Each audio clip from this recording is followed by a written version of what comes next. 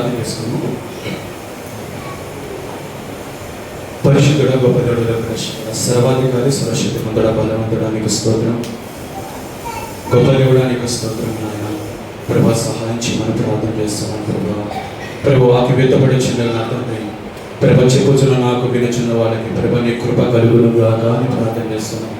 ప్రభ నీకు మహిమ కలుగునుగా కానీ ప్రార్థన చేస్తున్నాను. నా తండ్రి ప్రతి విషయంలో కూడా మీ కృపను సహాయం చేయమని యేసు నామములో అడుగుచున్నాను మా పరమ తండ్రి. ఆమేన్ ఆమేన్. అందరి వందనాలండి. అయ్యగారి వందనాలు. దేవుని నామ స్తోత్రం.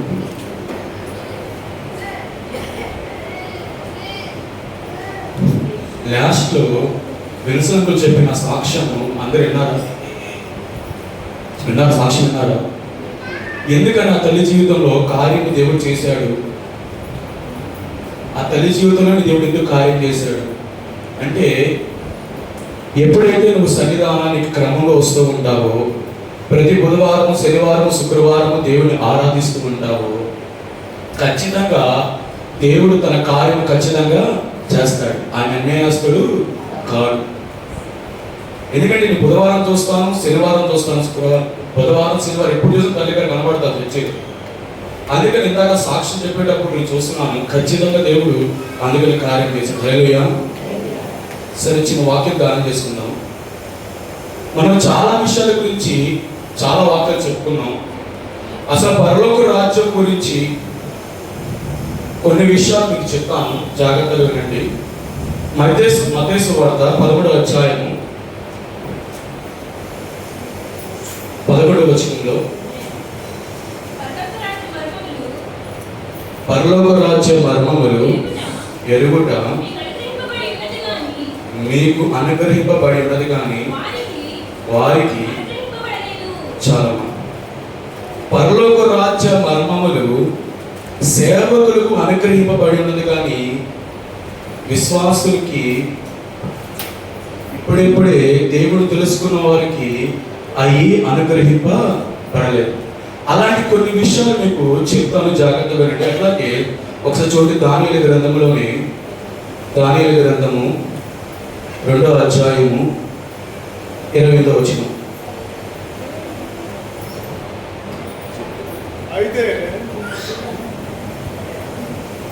అయితే మర్మములను బయలుపరచు దేవుడు పరలోకమందున్నాడు.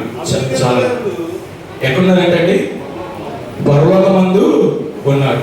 మరి ఆ మనం చాలా విషయాలు తెలుసుకున్నాం. లోకంలో ఎలా ఉండాలి, దేవుడి సేవ ఎలా చేయాలి, విశ్వాసం ఎలా బలంగా ఉండాలి, ప్రార్థన ఎలా చేయాలి, వాక్యం ఎలా వినాలి, దాని ప్రకారం ఎలా ప్రవర్తించాలి, ఎలా నడవాలి అని తెలుసుకున్నాం.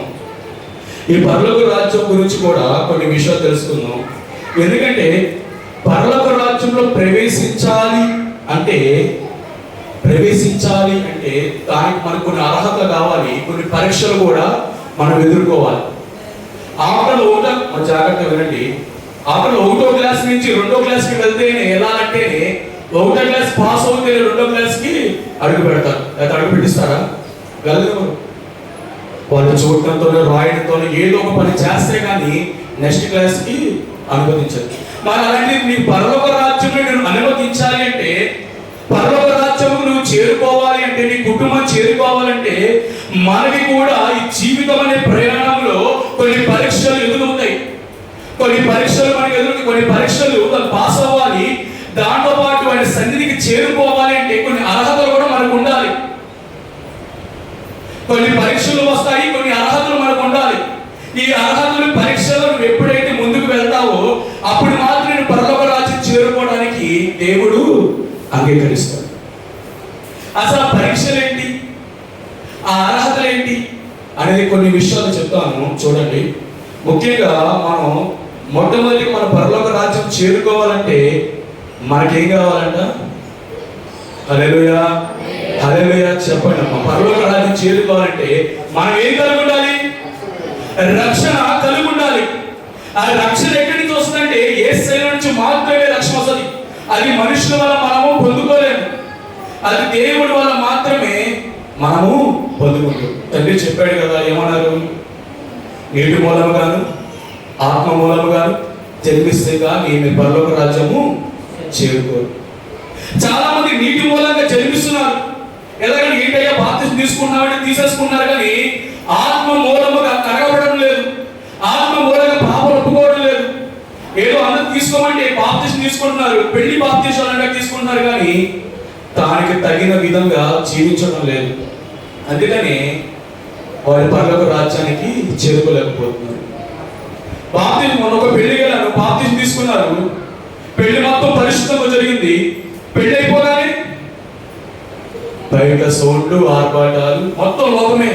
దేవుడు ఎక్కడ కనపడ్డు.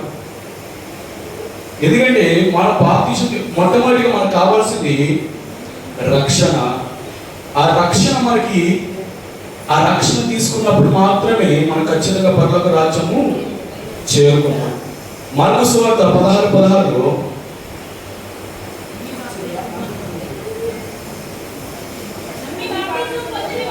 నమ్మి బాప్తిసం పొందినవాడు రక్షింపబడును, నమ్మని వాడికి ఏది రాయండి?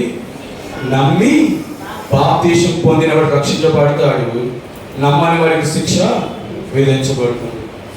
అలాగే యోహాను సువార్త 5:3 యోహాను సువార్త ఆయా సమయములకు దేవదూత ఒక్క నిమిషం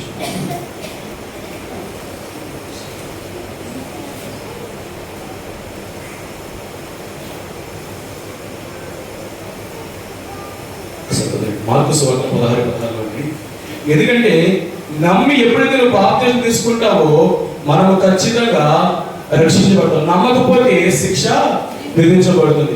ఎందుకంటే ఎప్పుడు నమ్మి బాప్తిసం ఎందుకంటారంటే ఆ రోజు మనకి పాత నిబంధన కాలంలో యెహోషువ గారు ఒక 2 వేగుల వారిని పంపించినప్పుడు వాడు ఎక్కడికి వెళ్ళారంట? రాహాబు స్త్రీ దగ్గరికి వెళ్ళారు. రాహాబు స్త్రీ దగ్గర ఏమని చెప్పారు?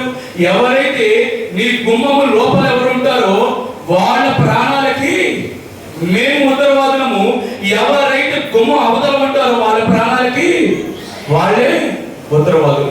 ఎప్పుడైతే నువ్వు నమ్మి బాప్తిసం తీసుకుంటావో నీ ప్రాణానికి దేవుడు ఉత్తరవాదం ఉంటాడు. ఎప్పుడైతే నమ్మకం లోకం వైపు తిరుగుతూ ఉంటావో నీ ప్రాణానికి నువ్వే ఉత్తరవాదులు ఉంటావు. ఎందుకంటే సాధారణంగా బాప్తిసం తీసుకోమనగానే నీటిలో మునుగుతారు, బాప్తిసం తీసుకుంటారు, కానీ అది బాప్తిసం కాదు. ఎప్పుడైతే ఆయన ముఖకాంతి నీ మీద ప్రకాశింప చేస్తదో అప్పుడు మాత్రమే నిజమైన రక్షణ, నిజమైన బాప్తిసం అనుభవం నీకు వస్తుంది. ఇదే మాట కీర్తన గ్రంథంలో 80 సార్లు రాస్తుంది అన్నమాట. చూడండి, ఒక మాట చూడండి. కీర్తన గ్రంథము 80వ కీర్తన 3వ వచనం, 7వ వచనం, 11వ వచనం, ఈ 3 వచనాలు కూడా అదే మాట లిఖించబడుతుంది. దేవా చెరలో నుండి మమ్మల్ని రక్షించుము, మేము రక్షణ పొందినట్టు. చాలా ఏంటంటే రక్షణ పొందినట్టు నీ ముఖకాంతి ఏ చెరలో నుంచి? సాతాను అనే చెరలో నుంచి, డబ్బు అనే చెరలో నుంచి, పాపము అనే చెరలో నుంచి, రకరకాల చెరలు బయటికి రావాలి అంటే ఏం ప్రకాశించాలంట? ఆయన ముఖకాంతి నీ మీద ప్రకాశించాలి. అలా ఎప్పుడైతే ప్రకాశిస్తుందో అప్పుడు నిజమైన రక్షణ, నిజమైన బాప్తిసం పొందుకుంటావు. పరలోక రాజ్యం చేరుకోవడానికి నీకు ఒక మెట్టు పడుతుంది. హల్లెలూయా. అలా ఎప్పుడైతే నమ్మి బాప్తిసం తీసుకుంటావో అది నీకు పరలోక రాజ్యం వెళ్ళడానికి దేవుడు నీకు వేసిన మొదటి మెట్టు అని అర్థం. సరే, 2వ మెట్టు కూడా చూడండి. మత్తయి సువార్త 18:3 3-4 వచనాలు. మత్తయి సువార్త 18 మీరు మార్పు నుండి బిడ్డలాంటి వారైతే గాని పరలోక రాజ్యంలో ప్రవేశింపరని. ఏంటండి? మార్పు నుండి చిన్న పిల్లల వంటి వారిని తప్ప పరలోక రాజ్యంలో ప్రవేశించాలి. మొట్టమొదటి 2వ వ్యక్తిగా ఏంటంటే నువ్వు పరలోక రాజ్యం చేరుకోవాలంటే చిన్న పిల్లల హృదయం కలిగి ఉండాలి, చిన్న పిల్లల మనసు కలిగి ఉండాలి. చిన్న పిల్లలు మొన్న అన్న చెప్పినట్టు ఏదైతే చిన్న చిన్న తగాదాల పడిన, చిన్న చిన్న గొడవల పడిన అక్కడికక్కడ సర్దుకుని పోతూ ఉంటారు, కానీ పెద్దవాళ్ళు సర్దుకుపోరు. ఒక చిన్న గొడవ జరిగినా, చిన్న కలత జరిగినా దాన్ని ఏం చేస్తారంటే తెగే వరకు లౌకిక. ఒక ఇద్దరు విశ్వాసం గుర్తొస్తుంది, చెప్పండి జాగ్రత్తగానండి. ఇద్దరు బాగా ప్రార్థనలు, బాగా వాక్యములు నలిగిన వారు, ప్రార్థనా జీవితం నిండిన వారు, వారిద్దరికి గొడవ వచ్చిందంట. హల్లెలూయా, జాగ్రత్త. ఇద్దరికి గొడవ వచ్చిందంట. గొడవ రాగానే ప్రార్థన చేయడం వరకు మర్చిపోవాలా. ఏం చేస్తున్నారు, ఎలా ప్రార్థన చేస్తున్నారు? రోజు సాయంత్రం 6ంటికి వాళ్ళ దగ్గర గోడ ఉండిందంట. గోడకి పక్కన కూర్చొని ప్రార్థన చేసుకుంటుంటారంట. సరే, ఎంత గొడవ వచ్చినా నా దేవుడు నాకు కావాలి, ఆ గొడవ తీర్చే దేవుడు నాకు ఉన్నాడని చెప్పి ఈ వెళ్ళి ప్రార్థన స్టార్ట్ చేసిన గోడ యువతలకు వచ్చి ఆమె కూడా అనుకుందంట, అది నేను కూడా ప్రార్థన చేయాలి కదా, ఈ గొడవలు వస్తుంటే పోతూ ఉంటే నేను కూడా చేయాలి. ఆమె కూడా అనుకుంటే ప్రార్థన చేస్తుందంట. ఏమని చేస్తుంది? ప్రభా అలా తిట్టింది, ఆమెకు అది జరగాలి, ప్రభా నాకు ఇలా అంది, ఆమెకు అలా అయిపోవాలి, ప్రభా ఆమె ఇలా ఉండకూడదు, ప్రభాకి డబ్బులే రావాలి, అవి రాకూడదు ప్రభా అంటే వెనకాల ఆవిడ చేస్తుందంట, ప్రభా నువ్వు అంతా వింటాను ఉన్నావు కదయ్యా, నాకైతే ఏమని చెప్పిందో అది ఆమె కూడా కలుగును కాక అని ప్రార్థన చేస్తాను. అంటే కుళ్ళుతో కుతంతో నిండిపోయిన ప్రార్థన చేస్తూ ఉన్నారు, కానీ దేవుడు కృపను పొందుకునే ప్రార్థనలు చేయడం లేదు. అందుకే దేవుడు చాలా తేటగా చెప్తూ ఉన్నాడు, చిన్న పిల్లల వంటి హృదయం కలవారైతే కానీ మీరు పరలోక రాజ్యం అడుగు పెట్టలేదు. మొట్టమొదటిగా నీకు రక్షణ బాప్తిస్మం కావాలి, నమ్మి బాప్తిస్మం తీసుకుంటే మొదటి పెట్టుబడుతుంది. రెండోదిగా చిన్న పిల్లల హృదయం కలిగితేనే నువ్వు పరలోక రాజ్యము ప్రవేశించగలవు. హల్లెలూయా. సరే, మూడోదిగా చూడండి, ఫాస్ట్ వెళ్ళిపోదాం. మత్తయి సువార్తలోనే 5వ అధ్యాయం 20వ వచనం. మత్తయి సువార్తలోనే 5వ అధ్యాయము, శాస్త్రుల నీతి కంటేను పరిసయ్యుల నీతి కంటేను మీ నీతి అధికము కాని ఎడల పరలోక రాజ్యంలో ప్రవేశింపనేరని మీతో చెప్పుచు. ఎవరి నీతి అంటే ఇది? శాస్త్రుల నీతి పరిసయ్యుల నీతి కంటే మీ నీతి అధికము కాని ఎడల మీరు పరలోక రాజ్యంలో ప్రవేశించారు. ఎందుకంటే మనం పరలోక రాజ్యంలో ప్రవేశించాలి అంటే మనం ఎప్పుడు కూడా నీతి కలిగి జీవిస్తూ ఉండాలి, నీతి కలిగి ప్రవర్తిస్తూ ఉండాలి. అలా ఎప్పుడైతే ప్రవర్తిస్తూ ఉంటావో అప్పుడు మాత్రమే పరలోక రాజ్యము చేరుకుంటాం. ఎందుకంటే బాగా వినమ్మా, మనం నీతిగా ప్రవర్తించాలి అని చెప్పి అందరూ ఆశపడుతుంటారు. అందరూ కూడా అనుకుంటూ ఉంటారు, అరే నేను కూడా నీతిగా ప్రవర్తించాలి, నేను కూడా పరలోక రాజ్యం ఉండాలి, నా బిడ్డలు పరలోక రాజ్యం ఉండాలి, నా మనవళ్ళు పరలోక రాజ్యం ఉండాలి అని అనుకునే వాళ్ళు ఎవరు లేరా? ఎంతమంది? హల్లెలూయా. నేను పరలోక రాజ్యంలో ఉండాలి, నా బిడ్డలు ఉండాలి అందరూ అనుకునే వాళ్ళు ఎవరు లేరా? ఉన్నారు లేరా? అందరూ అనుకుంటారు. కానీ నీతిగా ప్రవర్తించేటప్పుడు మాత్రమే దేవుడు రాజ్యం గుర్తొస్తుందా? దేవుడు మాట గుర్తొస్తుందా? ఆయన చూపించిన మాదిరి గుర్తొస్తుందా? అరే నా మాదిరి చూపించమన్నాడు దేవుడు, ఆయన మాదిరి నన్ను చూపించమన్నాడు, ఆయన నీతి గుర్తొస్తుందా? ఖచ్చితంగా గుర్తు. అప్పుడు ఒకటి అడ్డుపడతాడంట, నువ్వు ఎప్పుడైతే నీతిగా ప్రవర్తించాలి, దాని ప్రకారం నడవాలి అనుకుంటావో అప్పుడు ఒకరోజు అడ్డుపడతాడు. ఎవరు తెలుసా? ఎవరైనా సాతాను అంటారు. సింపుల్ గా సాతాను కాదమ్మా, నీ శరీరమే నీకు అడ్డుపడదు. చూడండి ఒకసారి గల్తీ రాసిన పత్రిక 5వ అధ్యాయంలో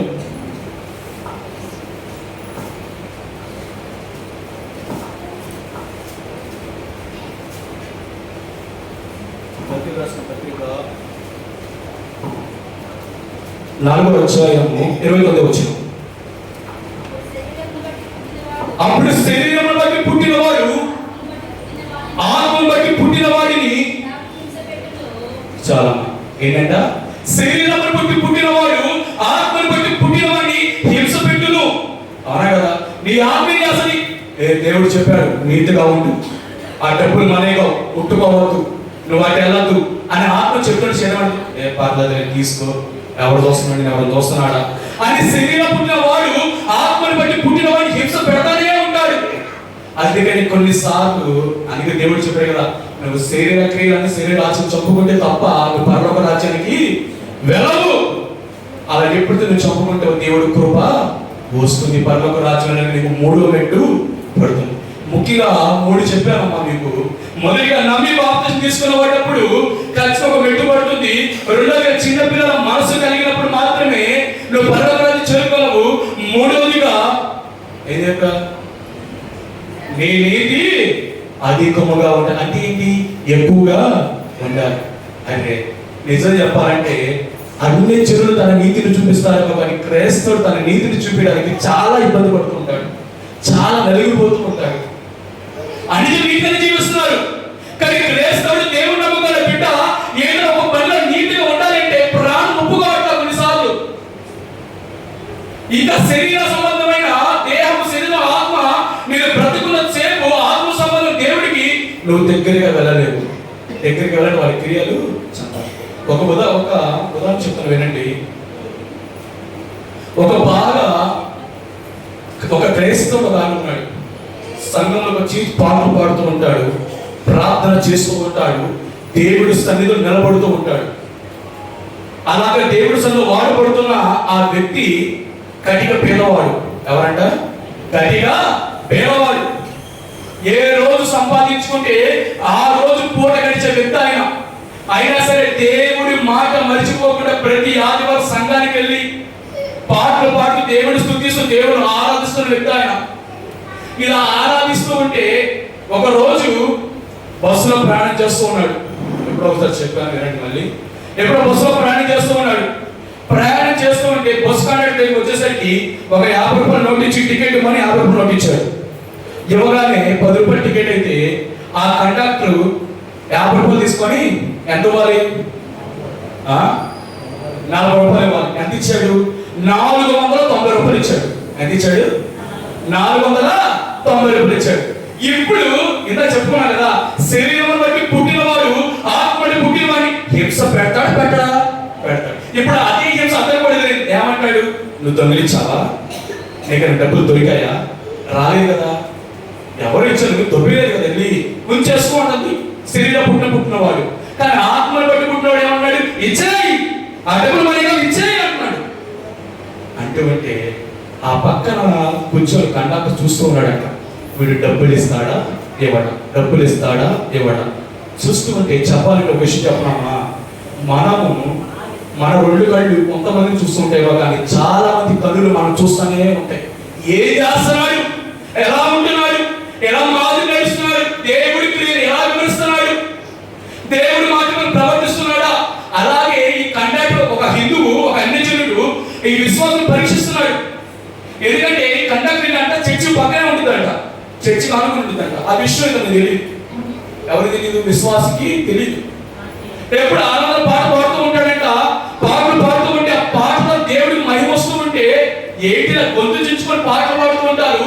వీడు లోపలే చూపిస్తారు, భక్తి బయట కూడా చూపిస్తారని ఆ కండక్టర్కి పేదవాడు కదా, ఈ డబ్బులు దొంగతాడు వంగడా అని చెప్పి డబ్బులు ఇచ్చి పరీక్షించాడంట. ఎమ్మటి లోపల మనసు ఒప్పుకోగా ఇందాక చెప్పారు కదా, మా ఏమన్నారు? శాస్త్ర నీతి కంటే పరిస్థితి నీతి కంటే నీటి ఎక్కువ వంగపోతే నువ్వు పరలోక రాజ్యము చేరుకో. ఎవరైనా ధనములు పెట్టుకుంటే, నువ్వు పక్కన పెట్టుకుంటే పరలోక సముద్రం నీ చేతికి రాదు. దేవుడు కూడా అర్హత నీకు ఎమ్మటే తీసుకెళ్ళి, బాబు ఈ 450 రూపాయలు నీయే, ఈ 40 రూపాయలు నాయి అని చెప్పి పోస్టింగ్. ఎప్పుడు అలా దిగాడో ఆ మరుసటి రోజు ఆదివారం నుంచి ఆ కండక్టర్ మందిరికి రావడం స్టార్ట్ చేశాడు. హల్లెలూయా, హల్లెలూయా, హల్లెలూయా. ఎందుకంటే ఎప్పుడైతే నీ నీతి అన్ని జనులు చూపిస్తూ ఉంటావో అనేక మంది సన్నిధిని రావడానికి నువ్వు కూడా ఒక కారణము అవుతావు. అలాగా మనం ఉండాలి, అలాగా దేవుని స్తుతించి అలాగా ఆరాధించాలి. అర్థమైంది కదండి. ఎందుకంటే మొట్టమొదటిగా నమ్మి బాప్తిసం తీసుకోవాలి, అప్పుడు నోటి పెట్టుబడుతుంది. చిన్నపిల్లల వల్ల నడుచుకోవాలి, అప్పుడు మాత్రమే చిన్నపిల్లల హృదయం కలిసి నడుచుకోవాలి, అప్పుడు మనం పరలోక రాజ్యం చేరుకుంటాం. మూడోదిగా నీ నీతి అధికంగా ఉన్నప్పుడే నువ్వు పరలోక రాజ్యము వెళ్ళగలదు. 4వదిగా చూడండి, అపొస్తలుల కార్యాలు 14వ అధ్యాయము 22వ వచనం.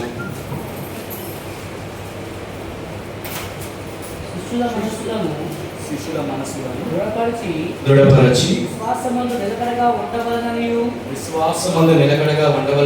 అనేక శ్రమలను అనుభవించి మనము దేవుని రాజ్యములో ప్రవేశింపవలననియు చాలు. ఏంటంటే దేవుని రాజ్యం ప్రవేశించాలి. లాస్ట్ ఏంటంట, అనేక శ్రమలు అనుభవించాలి. అనేక శ్రమలు పొందితే కానీ పరలోక రాజ్యం అడుగు పెట్టగలవు. డబ్బు అనే సమస్య వస్తుంది, డబ్బు అనే శ్రమ వస్తుంది. నెక్స్ట్ అప్పులు అనే శ్రమలు వస్తాయి, బాధలు అనే శ్రమలు వస్తాయి, కన్నీళ్ళు అనే శ్రమ వస్తుంది. వీటి అన్నిటి నుంచి అధిగమించుకుని వెళ్తేనే పరలోక రాజ్యము చేరుకుంటావు. అప్పటికి పౌలు గారిని కొర్రతో కొట్టించి వస్త్రం లాగేసి హింసలు పెట్టి మూల వేశారంట. ఆయన బలపరుస్తున్నాడు శిష్యుల హృదయాన్ని. అనేక శ్రమలు పొందేలా పరలోక రాజ్యము. అందుకే నేను చోటు చాలా తేటగా చెప్తున్నాడు. తిమోతి రాసిన రెండవ పత్రిక 3వ అధ్యాయము 12వ వచనం. యేసునందు సద్భక్తితో బ్రతుకును ఉద్దేశించువాడు హింస పొందుదురు. క్రీస్తు యేసునందు సద్భక్తితో బ్రతుకును ఉద్దేశించు వారందరూ మంచి బ్రతుకు బ్రతకాలి క్రీస్తులో అని ఉద్దేశించిన ప్రతి ఒక్కరు కూడా ఏం పొందారంట? హింసను పొందుతారు, శ్రమలు పొందుతారు, సమస్యలు వస్తాయి. వీటన్ని అధిగమించి వెళ్ళినప్పుడే నువ్వు పరలోక రాజ్యంలో చేరు. మరి ఎట్లాగయ్యా వీటన్నిటిని ఎలా అధిగమించుకుని వెళ్ళాలి? మామూలుగా పుట్టామే, శ్రమలు వస్తానే ఉంటాయి, బాధలు వస్తానే ఉంటాయి, కన్నీరు వస్తానే ఉంటుంది. ఎట్లా వెళ్ళాలి పరలోక రాజ్యము అంటే మీరు చదవక్కర్లేదు. హెబ్రీయులకు రాసిన పత్రిక తర్వాత చదువుకోండి. హెబ్రీయులకు రాసిన 12వ వచనం రాస్తుంది, యేసు వైపు చూచుచు. ఎవరైపు అండి చెప్పాలి? యేసు వైపు చూచుచు నువ్వు పరిగెత్తాలి. ఎన్ని సమస్యలు వచ్చినా, శ్రమలు వచ్చినా, కన్నీరు వచ్చినా నువ్వు యేసు వైపు చూచుచు నడిచినప్పుడు ఖచ్చితంగా పరలోక రాజ్యము చేరుకుంటావు. హల్లెలూయా. లాస్ట్ చూడండి ఒకసారి మార్కు సువార్త 5వ మాట. మార్కు సువార్త 10వ అధ్యాయము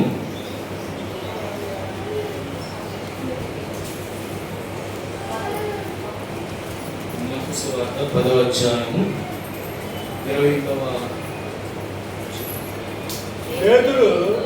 పేతురు ఇదిగో సమస్తము విడిచిపెట్టి నేను వెంబడించమని ఆయన చెప్పసాగాను. అందుకు యేసు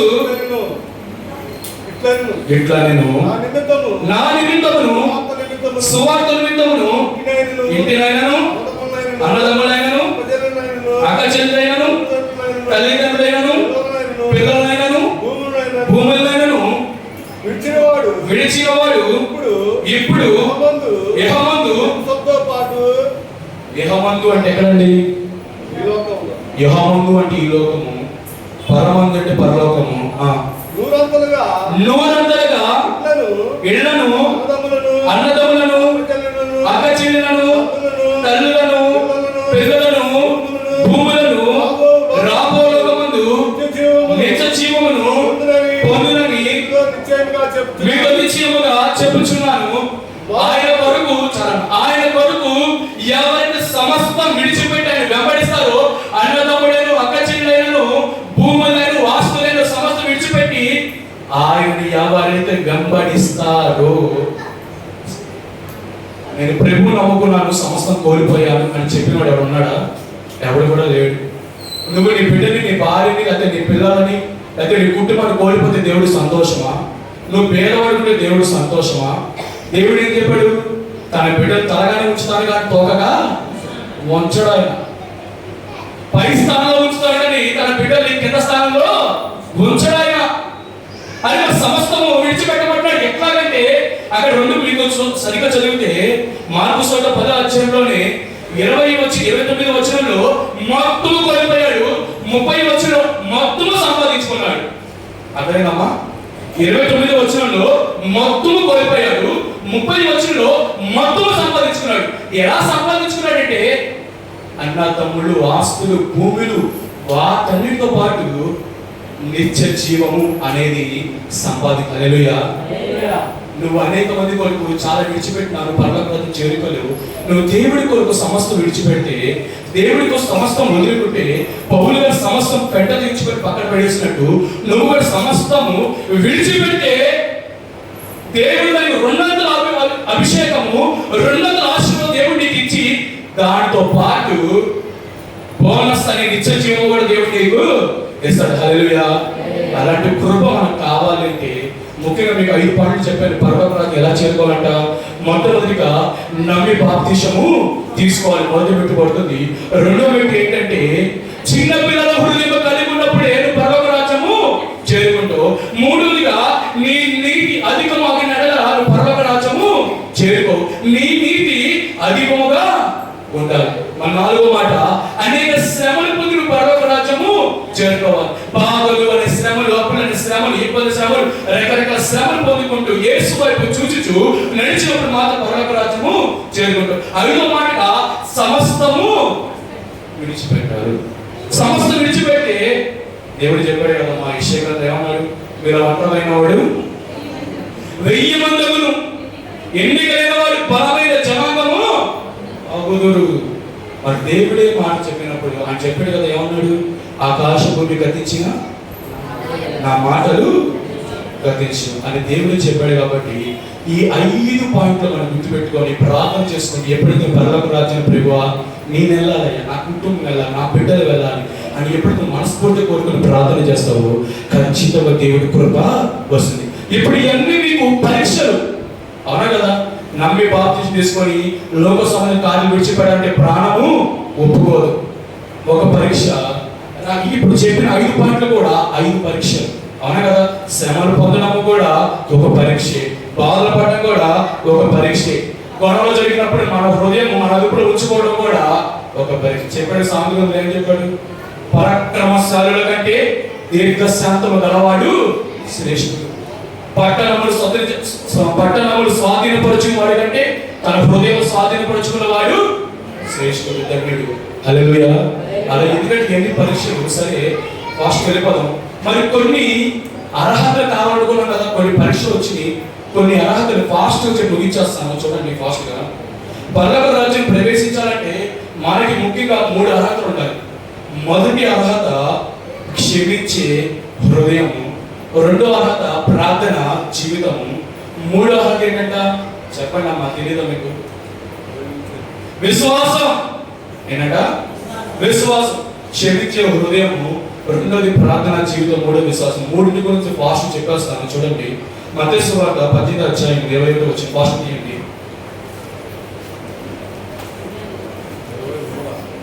మత్తయి సువార్త 18వ అధ్యాయము. ఆ సమయమున పేతురు ఆయన యొద్దకు వచ్చి, ప్రభువా నా సహోదరుడు నేను ఎన్ని మార్లు అది క్షమించాలి? 7 మార్లు మటుగా అని అడిగాను. అందుకే అతడు ఇట్లా, నేను 7 మార్లు మటుకే కాదు, ఎంత మార్లు అంటమ్మా? 77 మార్లు 77 మార్లు క్షమించాలి. ఎందుకంటే క్షమించే హృదయము 7 సార్లు మాత్రమే, కొన్ని మాత్రమే క్షమిస్తుంటావు, కొంతమంది మాత్రం క్షమిస్తుంటావు. అలా కాదు, 7 సార్లు కాదు, నువ్వు 77 సార్లు సరే నువ్వు క్షమించే హృదయం కలిగి ఉండాలి. ప్రభు క్షమించలేదా? ఒక పక్కన కొరడతో కొడుతున్నారు, మొహమ్మద్ ఉమ్మేస్తున్నారు, నిజలేదా? కొరడప్పుడు కొట్టారు, మొహం ఉమ్మేశారు, మెడకి పెట్టారు, పిడిగుద్దులు గుద్దారు, అవమానపరిచారు, నిందించారు. దేవుడు ఏం చెప్పాడు? ఏమన్నాడు మాట చెప్పాలి బాగా. దేవుడు వాళ్ళ గురించి ఏం మాట్లాడి ఒక మాట అన్నాడు. ఏమన్నాడు? వీరేమి చేయించున్నారు, వీరు ఎరుగురు కనుక వీరిని క్షమించారు. అదేంటి? ఒక పక్కన కొరడతో కొడుతూ ఉంటే, మొండగడ్డి పెడుతూ ఉంటే, రక్తం కారుతూ ఉంటే, ఆయన ప్రార్థన చేస్తాడు, చెమట రక్తం బిందులుగా మారుతూ ఉంటే, మొహమ్మద్ ఉమ్మేస్తూ ఉంటే, ఒక భార్య అమ్మ, ఒక భర్త వచ్చి నువ్వు ఉమ్మేస్తూ ఊరుకుంటావా? నువ్వు ఊరుకుంటావా? ఊరుకోం కదా. మన అలాంటి దేవుడు మొహం మీద కార్యాలు పొందిన వారు, స్వస్థతలు పొందుకున్న వారు, కుష్ఠుల్లో వచ్చి నయం చేసిన వాడు మొహం మీద ఉమ్మేస్తూ ఉంటే దేవుడు ఏమన్నాడు? మీరు ఏం చేస్తున్నారు వినరు కాక వీరిని క్షమించండి. అలాంటి క్షమాపణ హృదయం కలిగి ఉండాలి. ఎన్నిసార్లు అంట? 7 సార్లు.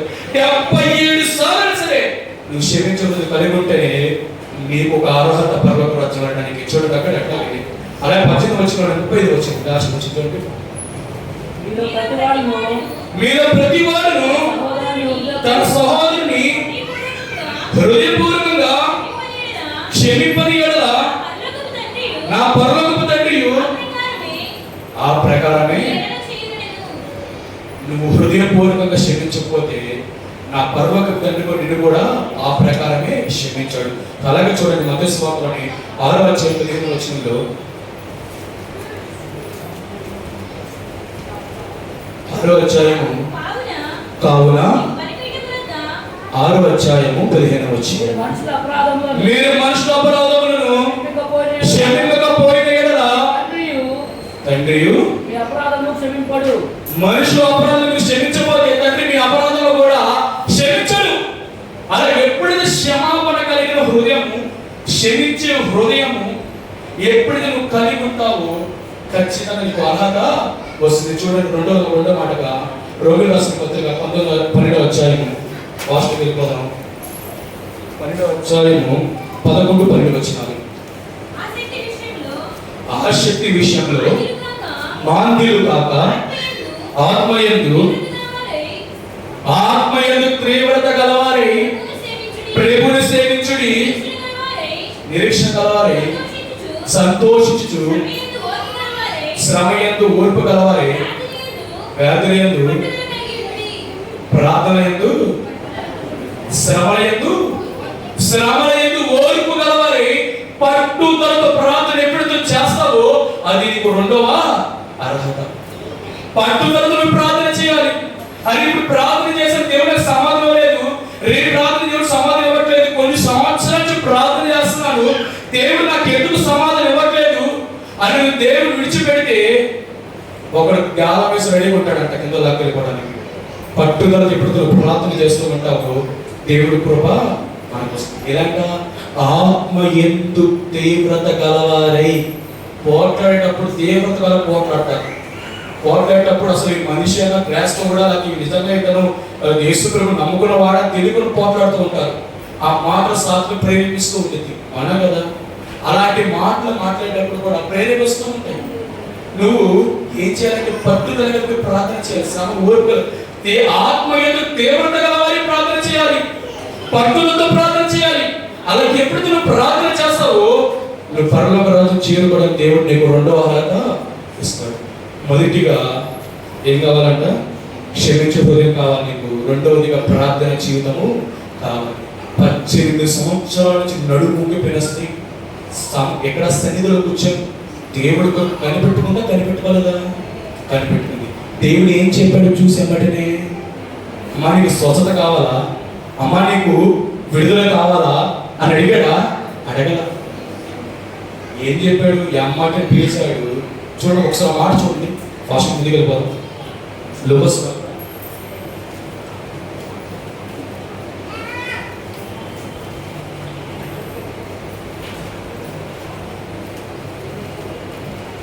వార్త 13వ అధ్యాయము 12వ వచనం. చాలు ఒక మాట చూడండి.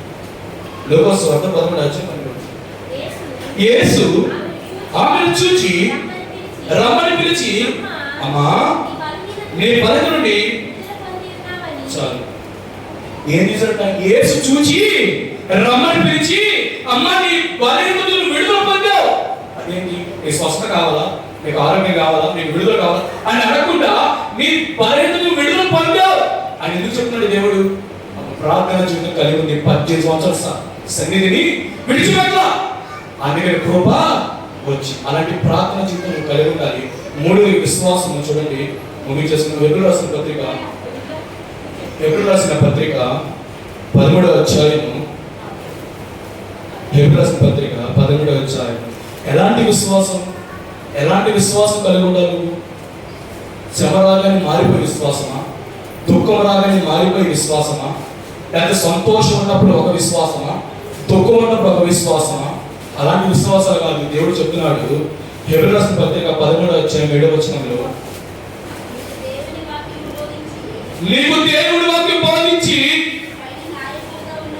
మీపై నాయకులు ఉన్నవారిని జ్ఞాపకం చేసుకొని వారి ప్రవర్తన బలమును ఎలాగంటమ్మా శ్రద్ధగా తలంచుకొనుచు. ఎవరి విశ్వాసము? ఒక్కలో చెప్పాలంటే సేవకుల విశ్వాసం అనుసరించాలి. సేవకుల విశ్వాసం ఎప్పుడు అనుసరిస్తూ ఉంటావు. నీ విశ్వాసం కాదు.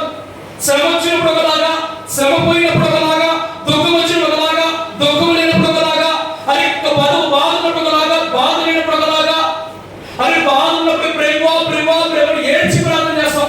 ఆ బాధ పోగానే దేవానికి స్తోత్రం తండ్రి హల్లెలూయా అనుకొని ఇంటికి వెళ్ళిపోతాం. మా బాధనప్పుడు ఎక్కువ ప్రార్థన చేస్తాం, సంతోషం ఎక్కువ ప్రార్థన చేస్తామా? తెలీదా తల లోపడి అమ్మా బాధ నాకు తెలియదా మీకు? బాధ ఉన్నప్పుడు మాత్రమే ఎక్కువ ప్రార్థన వస్తుంది. సంతోషం అయ్యా నీకు స్తోత్రం అయ్యా, నువ్వు కార్యం చేస్తావు నేను అనుకున్నాను ప్రభు అంటాం. హల్లెలూయా. అట్టివారే మనం ఉండకూడదు. నీ పరిస్థితి ఏదైనా, నీ స్థితి ఏదైనా, నువ్వు ఎలాంటి పరిస్థితుల్లో ఎలా స్థితిలో ఉన్నా నీ ప్రార్థన జీవితము మారకూడదు, మోకాళ్ళము మారకూడదు. అలా ఇప్పుడు మారకుండా ఆ ప్రార్థన, విశ్వాసము, క్షమించే హృదయం ఎప్పుడైతే నువ్వు అర్హతలు కలిగి నువ్వు ఉంటావో, ఆ పరీక్షను నెగ్గుకుంటావో, అప్పుడు మాత్రం పరలోక రాజ్యము చేరుకుంటావు. అది ఇంత చెప్పినా పరలోక రాజ్యం మీద అందరూ వెళ్ళాలనుకుంటాం. నేను వెళ్ళాలి, నా కుటుంబం వెళ్ళాలి, నా పిల్లలు, నేను నా ఇంటి వాళ్ళు వెళ్ళాలనుకుంటావు. కానీ దేవుడు తగినట్టుగా నడుచుకుంటావు. నువ్వు ఎంత వాక్యం ఎంత ప్రార్థన చేసుకున్నా, ధనవంతుడు ఏం చెప్పాడు? ధనవంతుడి దగ్గరికి దేవుడు యవనస్తుడు వచ్చి ప్రభుని అడిగాడు కదా, ఏమడిగాడు? ప్రభు నీ నిశ్చితానికి వెళ్ళాలా, ఏం చేయాలని అడిగాడు. ఏమన్నాడు? నీ ఉన్నత మొత్తం వేదలకు అమ్మి నన్ను వెంబడించు, నీకు నిశ్చయం ఇస్తాడు. కానీ అక్కడ ఆ వాక్యం రాసినది, అతను మిగులు ఆస్తిపరుడు కనుక ముఖము చిన్న పుచ్చుకొని వెళ్ళిపోయాడు అని రాస్తుంది. హల్లెలూయా. మరి పరలోకాన్ని పొందుకున్నాడు, పొందుకోలేదా? పొందుకోలే. చాలా మంది ఎంత వాక్యం ఎంత ప్రార్థించినా, నువ్వు ఎంత బాగా దేవుడు నడిచినా రక్షణ, బాప్తిసము అనేది నీకు లేకపోతే పరలోక రాజ్యంలో ఇప్పుడే కాదు ఎప్పటికీ ప్రవేశించలేవు. హల్లెలూయా. ఎందుకంటే నువ్వు ఎంతసేపు ప్రార్థన విన్నా, నువ్వు ఎంతసేపు ప్రార్థన విన్నా, ఎంతసేపు వాక్యం విన్నా, రక్షణ బాప్తిసం తీసుకోకపోతే 2 మొక్కలు ముగిస్తాను. చూడండి నీ పరిస్థితి ఎలా ఉందో చెప్పనా? మన సంఖ్యాకాలంలో ఇద్దరి గురించి బాగా ధ్యానం చేస్తాం. అది ఇద్దరు తెలుసా? ఇద్దరు ప్రవక్త, బిలాము ప్రవక్త, రెండో ఎవరంట? గాడిద. ఎవరు? ఒకటి బిలాము ప్రవక్త, రెండోది గాడిద. నువ్వు రక్షణ, బాప్తిసం, మారు మనసు పొందుకొని ఉంటే నీ కళ్ళకి కట్టున్నా సరే, నీ కళ్ళకి గంతులు కట్టున్నా, ఆ గాడిదకి దేవుడు కనబడినట్టుగా దేవుడి కృప నీకు కనబడుతుంది. నువ్వు ఎంతసేపు ప్రార్థన విని, వాక్యం విని, ప్రార్థన చేసి దేవుడు నిలబడకపోతే, రక్షణ తీసుకోకపోతే, కన్ను నుండి తేటగా వెళ్తున్న బిలాము గారికి దేవదూత కనబడిందా? కనబడలా. అలాగే నీకు దేవుడు కూడా కనబడి, అరే గాడిద గంతులు కట్టుంటే యెహోవా దూత కట్టును చేతపట్టుకుని, దూసిన కట్టును చేతపట్టుకుని దాని నిలబడితే గాడిద కనబడింది, దేవదూత. 2 కళ్ళు తేటగా వెళ్తున్న బిలాము కనబడాల. నువ్వు రక్షణ తీసుకోకపోతే, బాత్రూమ్ తీసుకోకపోతే నీ కన్నులు కూడా అలాగే ఉంటాయి. ఎన్ని గంటలు కట్టుకున్నా ఖచ్చితంగా నువ్వు రక్షణ తీసుకుంటే దేవుడు మంచి చూపు దేవుడు నీకు ఇస్తాడు. పరలోక రాజ్యం వెళ్ళే మార్గం నీకు దేవుడు తెలియజేస్తాడు. ఎప్పుడైతే ఈ అర్హతను తెలుసుకుంటూ, ఆ పరీక్షలు నెగ్గుకుంటూ, ఎప్పుడైతే ప్రభువాని ప్రార్థన చేస్తావో ఖచ్చితంగా దేవుడు తన మార్గములను తెలుస్తాడు. నువ్వు, నేను, మీ కుటుంబాలు, మా కుటుంబాలు దేవుడి సన్నిధిలో నిలబడి. హల్లెలూయా. చివరాఖరిగా చూడండి, ముగించేసుకున్నాం. తండ్రి చెప్తాడు పరలోక రాజ్యం గురించి ఒకే ఒక మాట చూడండి. యోహాను సువార్త 18వ అధ్యాయము. యోహాను సువార్త 18వ అధ్యాయము 36వ వచనం. యేసు నా రాజ్యము ఈ లోక సంబంధమైనది కాదు. నా రాజ్యము ఈ లోక సంబంధమైతే నేను అప్పగింపబడకుండానట్లు నా సేవకులు పోరాడతారు. కానీ నా రాజ్యము ఏంటంటే, నా రాజ్యము దేవుడి రాజ్యం ఏంటంటే పరలోక సంబంధమైనది.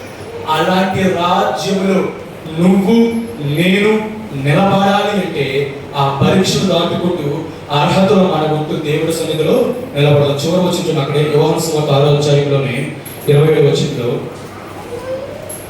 యోహాను సువార్త 6వ అధ్యాయంలో, క్షయమైన ఆహారం కొరకు కష్టపడుకుడు గాని నిత్య జీవం కలగ చేయు అక్షయమైన ఆహారం కొరకు చాలా క్షయమైన ఆహారం కొరకు కష్టపడద్దు. నిత్య జీవమైన అక్షయమైన ఆహారం కొరకు. అక్షయమైన ఆహారం ఏంటంటే వాక్యం, యెహోలోకమైన ఆహారం ఏంటి? దానికి కష్టపడకుండా ఆత్మ సంబంధమైన మాటలు కలిగిన పరిశుద్ధ గ్రంథమైన దేవుడి మాటల కొరకు నువ్వు కష్టపడితే, అవునా కదా? అందరూ చాలా మంది అయ్యా మేము ఏ రోజు ఆ రోజు కష్టపడకపోతే ఈ 5 మా నోట్లోకి వెళ్ళవు చాలా మంది చెప్తుంటారు కదా. అలాగే నువ్వు దేవుడి వాక్యం కొరకు కష్టపడుతుంటే నువ్వు పరలోక రాజ్యము చేరుకోవడానికి దేవుడు అర్హత ఇస్తాడు. అలాంటి కృప దేవుడు మనందరికీ దయచేయను గాక. ఆమేన్. చిన్న ప్రార్థన చేసుకుందాం. పరిశుద్ధుడా, ప్రేమ కలిగిన దేవ, గొప్ప దేవుడా, పరిశుద్ధుడా, సర్వాధికారి, సర్వోన్నతుడానికి స్తోత్రం. గొప్ప దేవుడానికి స్తోత్రం నాయన.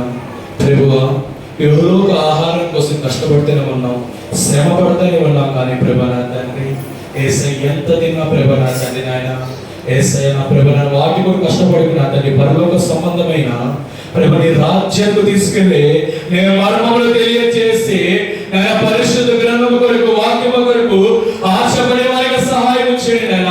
దుప్పి నీటి మొదలు దేవల ఆశపడుతుంది దేవా. మా ప్రయాణములు, మా జీవితంలో నీ వాక్యము కొరకు, నీతో సహవాసము కొరకు, నీ పరిచయం కొరకు పరిగెట్టి కృపరక్షమని ప్రార్థన చేస్తున్నాను నాయన. ప్రభు అర్హత సంపాదించుకుంటూ ప్రభు ఆ పరీక్ష నిలదొక్కుంటున్నా తండ్రి. నీ పరలోక రాజ్యములో ప్రభు మేమందరూ ప్రవేశించడానికి దేవా నాకు మాకు అవకాశం దయచేయమని ప్రభు ప్రతి విషయం నీ కృప చూపమని యేసు నామములో అడుగుచున్నాను మా పరమ తండ్రి. ఆమేన్, ఆమేన్, ఆమేన్. హల్లెలూయా, హల్లెలూయా. రెండు చేతులు స్తుతిద్దామా. హల్లెలూయా, హల్లెలూయా.